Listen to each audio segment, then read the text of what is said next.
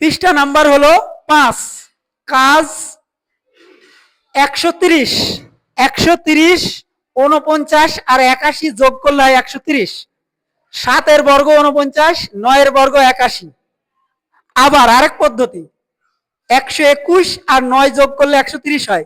121 হলো 11 বর্গ, 9 হলো 3 এর বর্গ। 170, 170, 121 আর 49 যোগ করলে 170 হয়। 121 হলো 11 বর্গ, 49 হলো 7 এর বর্গ। আবার 170, 1 যোগ 169, 1 এর বর্গ 1, 169, তাহলে 13 বর্গ 169। 185, 16 যোগ 169, 16, 169 যোগ করলে হয় 185।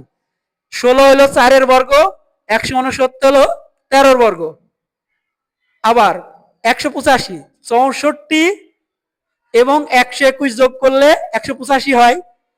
8 এর বর্গ 64, 11 বর্গ 121।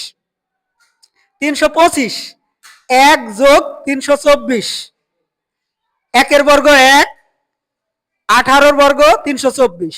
আবার 100 যোগ 225, 100 হলো 10 এর বর্গ, 225 হলো 15 বর্গ।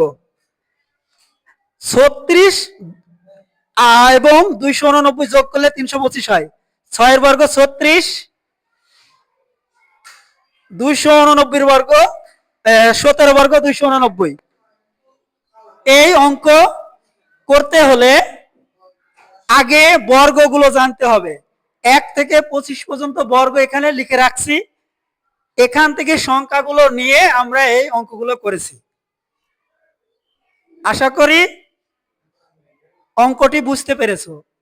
যদি বুঝতে না পারেন লাইক কমেন্টে জানিয়ে দেন এবং আমরা যাতে ভিডিও করতে পারি এজন্য আমাদের অনুপ্রাণিত করুন।